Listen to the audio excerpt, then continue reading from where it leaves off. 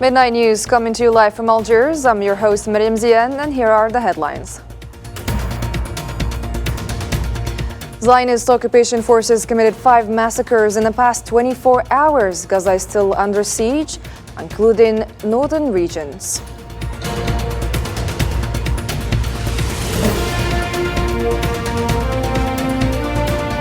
Also coming up, pro-Palestinian protests shake college campuses across US and France and other countries, sparking debates over democracy's health.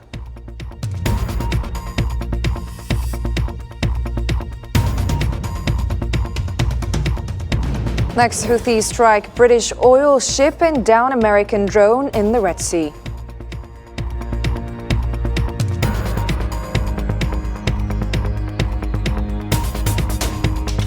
And Xi Jinping calls for a partnership with US, while Blinken emphasizes communication to avert misunderstandings.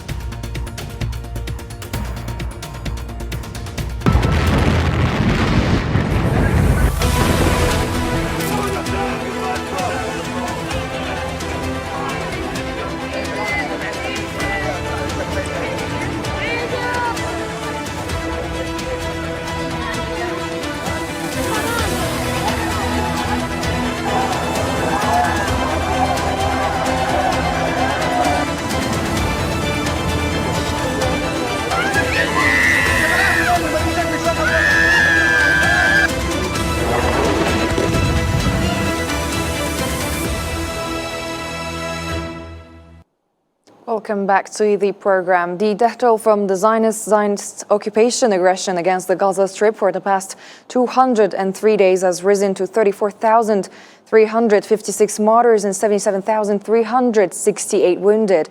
Palestinian health authorities in Gaza said that occupation forces committed 5 massacres in the Gaza Strip during the past 24 hours, killing 51 martyrs and injuring 75 others. The same source noted that there are still numbers of victims under the rubble and on the roads where ambulances and civil defense crews are unable to reach them.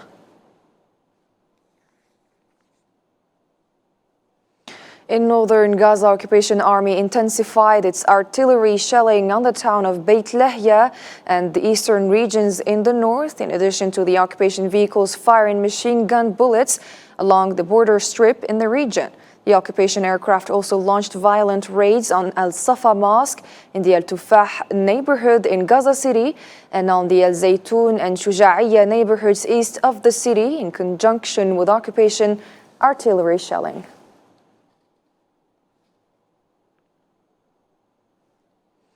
The Deputy Executive Director of the UN World Food Programme, Karl Skau, has stated that the northern Gaza Strip is still heading towards famine.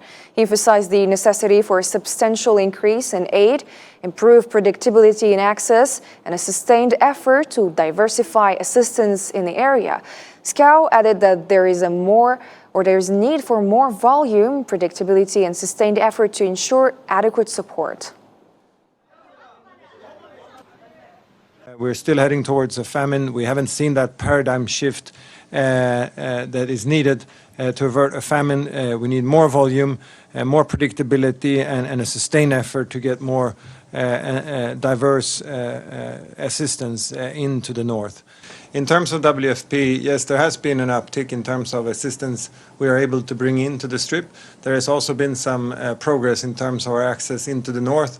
I would say that in the past 3 weeks, we have maybe had a convoy with around 7 to 12 trucks every other day or every third day.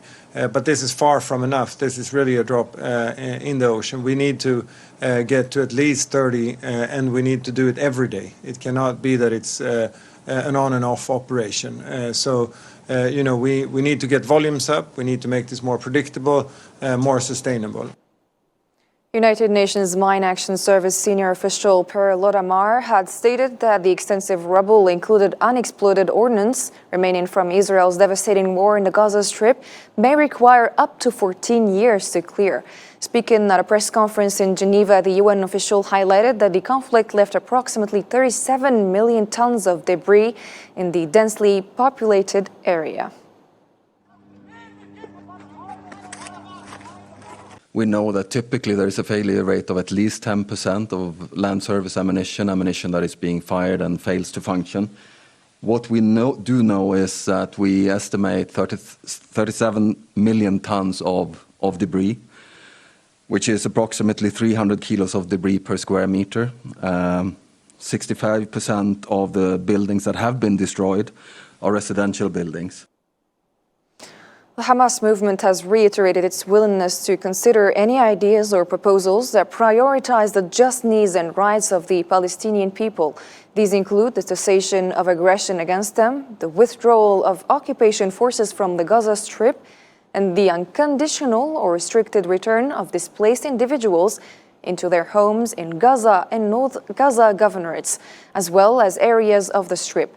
Hamas expressed disappointment with a recent White House statement co-signed by 18 countries for failing to address the fundamental issues faced by Palestinians.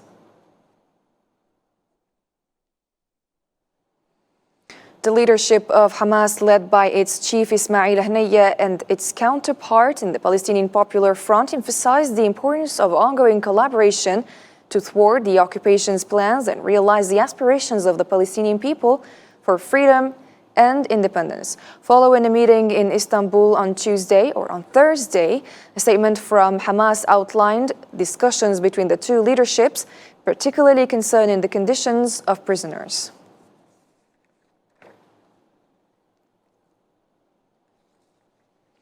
A spokesperson of U.S. State Department has resigned in protest against Washington's policy towards Gaza after serving for nearly 2 decades, marking at least the third departure from the department due to the same issue. Hala Harit, a Palestinian American, had initially joined the State Department as a political and human rights officer and also served as the deputy director of the department's Dubai Regional Media Hub.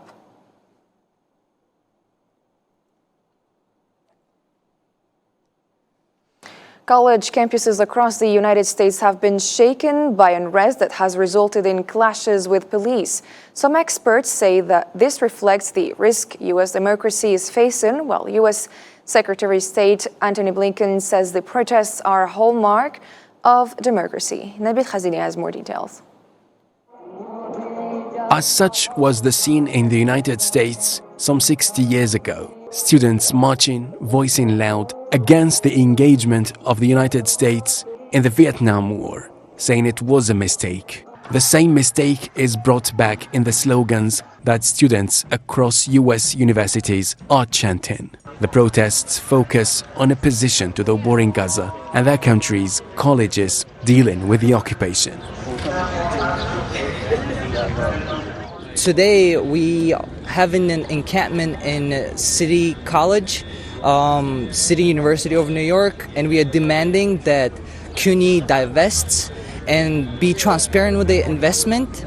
And we are demanding that students, workers of CUNY cannot be harassed, cannot be doxxed for standing up for Palestine. And we could not just sit here and not do anything, not support, not help in any way that we can for the genocide that's happening in Palestine with the Palestinian people. Student protests over the war in Gaza have created an unpredictable new challenges for US President Joe Biden as he resists calls to cut US support for the occupation while trying to hold together the coalition of voters he will need to secure a second term in the White House. Police reactions, seen as aggressive, with hundreds of students handcuffed and arrested, has put US democracy at risk, as some experts say. From Los Angeles to Atlanta, from Austin to Boston and Chicago, the movement of pro-Palestinian American students is growing hour by hour after leaving Columbia University in New York more than a week ago. As the movement grows and as police tightens their grip on the protests, US democracy faces more challenges to prove that in the United States, everyone has a right to speak out their concerns. Students blocked access to France's leading university in social sciences, Paris Sciences Po, over the war in Gaza on Friday, demanding the institution to condemn Israel's actions. Chanting their support for the Palestinians, the students displayed Palestinian flags at windows and over the building's entrance. Among protesters' demands was Sciences Po sever ties with Israeli schools as well. We, the students of Sciences Po, have been protesting since October. This is something we have been doing for a long time. We have been taking action in a lot of different ways. We've tried a lot of things, and since October, we have been doing a lot. And when we see that other universities abroad are following, they have responded to us, so we want to respond to them too. But when we see what's happening in the United States and now in Australia, we keep going, and we hope that it will take off in France too. Because universities really have a role to play in what's happening in Palestine and the genocide which is underway.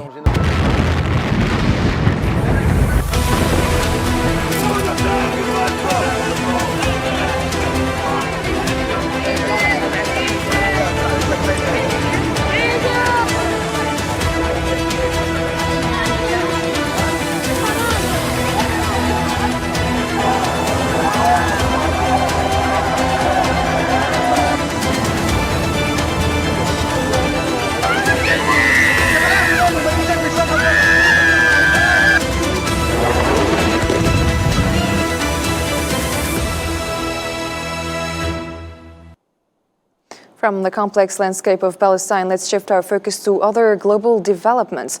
First, the military spokesman for Yemen's Houthi movement, Yahya Sari', said in a televised speech that the group targeted the Andromeda Star, a British oil ship in the Red Sea. The Houthis also announced the downing of an American MQ-9 drone in the airspace of Saada Governorate in Yemen.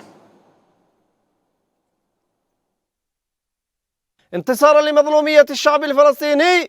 The naval forces of the Yemeni armed forces targeted a British oil ship in the Red Sea with a number of suitable naval missiles, resulting in a direct hit on the vessel. Yesterday, the air defense forces of the Yemeni armed forces successfully shot down an American aircraft MQ-9 in the airspace of Saada Governorate. While it was carrying out hostile missions, it was targeted with a suitable missile. Algeria's permanent representative to the United Nations, Ammar Ben Jama, has renewed his country's condemnation of the violation of Syrian sovereignty in his speech before the members of the Security Council. On behalf of the A+3 group on Syria, Ben Jama stressed the situation in this country remains a source of concern for the group, expressing his regret at the continued escalation prevailing there, while warning against a further deterioration of the situation. Situation in Syria remains of grave concern to the A3+. We deeply regret that the situation continues to escalate, with several incidents reported the last few weeks, particularly in the north.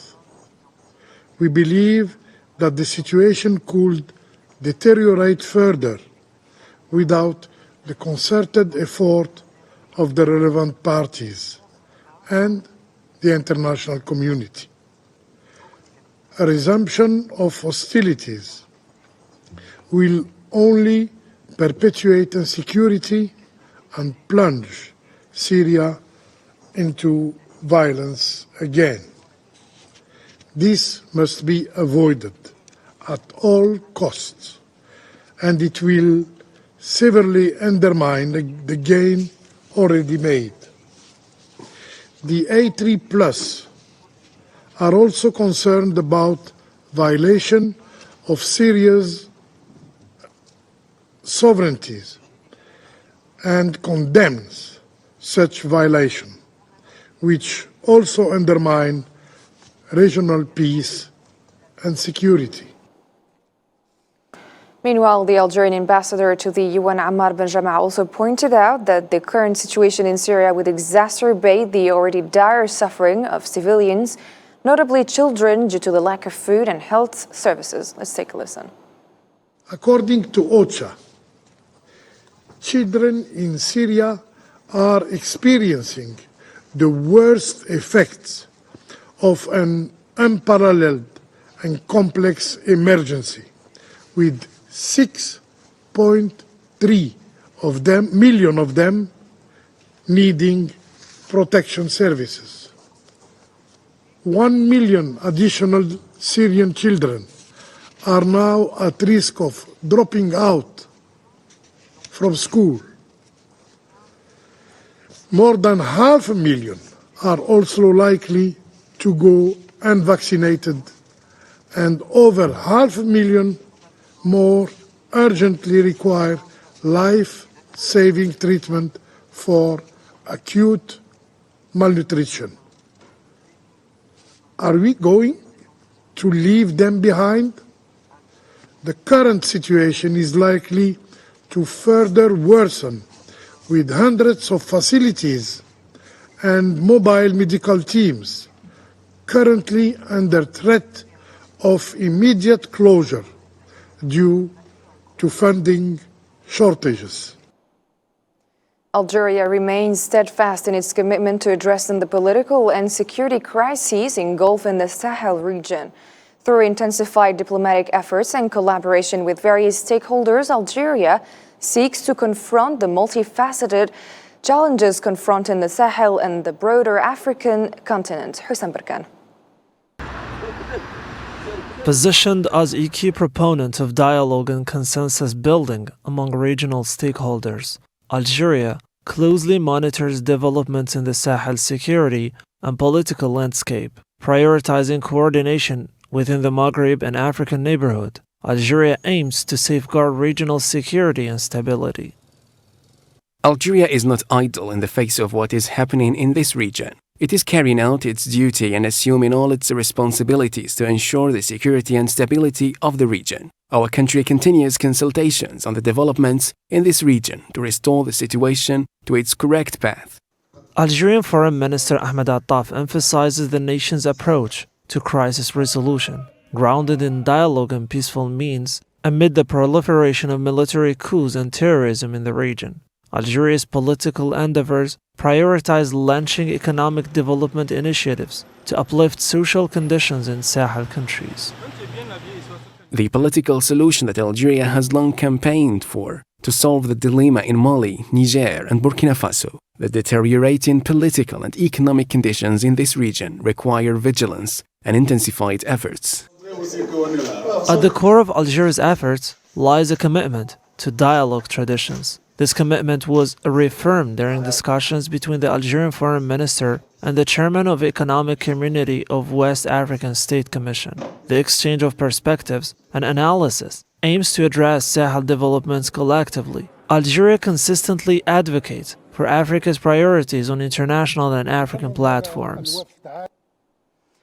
Russian Defense Minister Sergei Shoigu told his Iranian counterpart Garaye Ashtiani that Russia is ready to expand military and technical cooperation with Iran.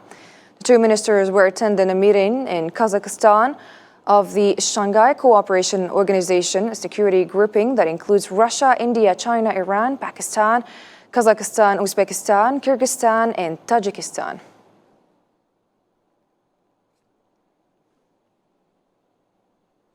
Chinese President Xi Jinping said China and the U.S. should be partners rather than rivals. The statement was made during his meeting on Friday with U.S. Secretary of State Antony Blinken. For his part, Blinken said both sides, Washington and Beijing, should be committed to strengthening communication so as to avoid misunderstanding.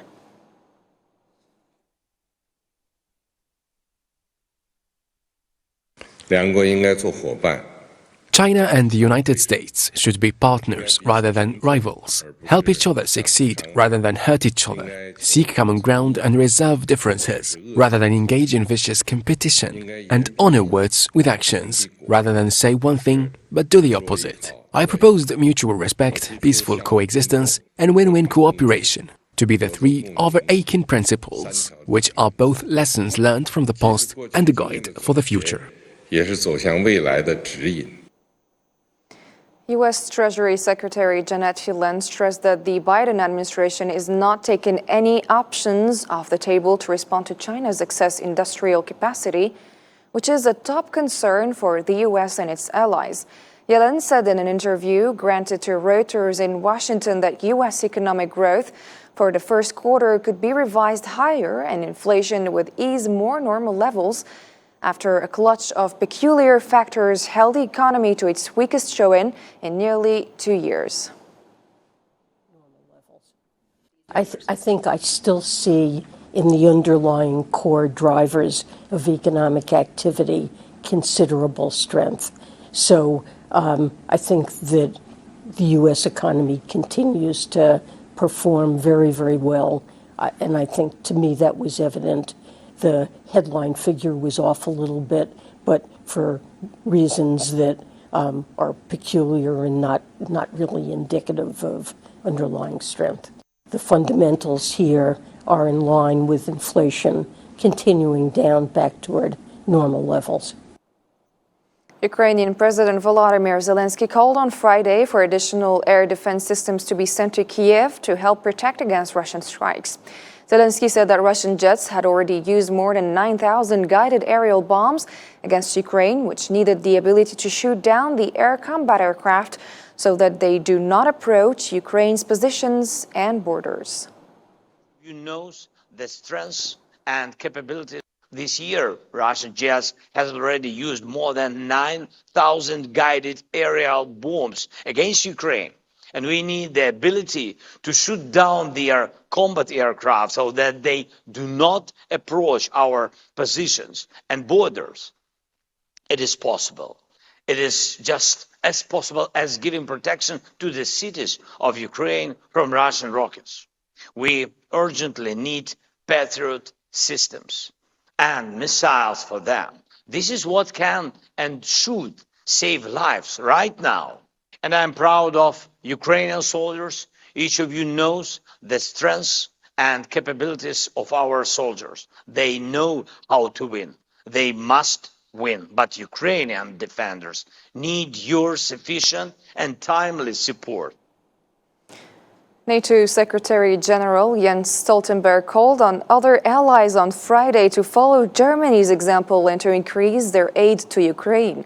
Speaking alongside Chancellor Olaf Scholz during a visit to Berlin, Stoltenberg said Germany was the biggest European contributor of military aid to Ukraine, hoping that other members will follow suit. And I look forward to our conversation. Thank you. Germany is the biggest European contributor of military aid to Ukraine. You just decided to send a third Patriot system to Ukraine. And I strongly believe that other allies should follow the example of Germany. China's largest automobile exhibition is back after 4 years of suspension. Auto China, which opened to the media on Thursday, opened its doors to the general public on Monday.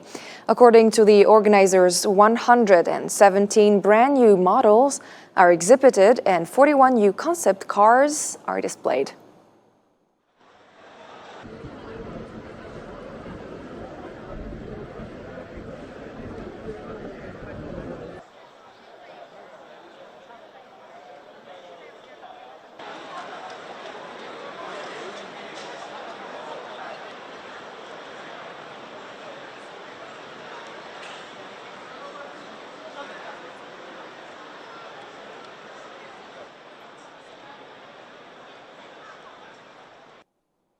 That was it for tonight's broadcast. Thank you for joining. If you missed any part of it, you can check it on our social media platforms. Thank you and bye-bye.